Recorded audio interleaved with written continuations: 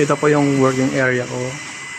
Ang motor machine dito sa BDC ay good running and na susunod naman yung maintenance araw-araw. Dito lang po nakalagay yung mga jigs. Ito naman po yung mga gamit ko pang maintenance. Cleaning solution.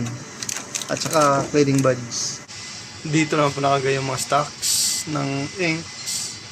Dito naman po nakalagay yung mga clipboard ko.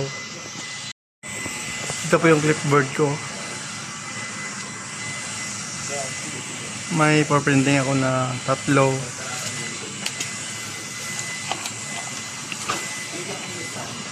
At may dala akong approval. Wala po akong for sample. Yun lang po. At dito lang po ako nagle-layout. Ito po yung drive ng PC ko. Sa local disk C, may 80%. Tapos sa D, 10%. Sa E, mga 15%. Yun na po. Thank you.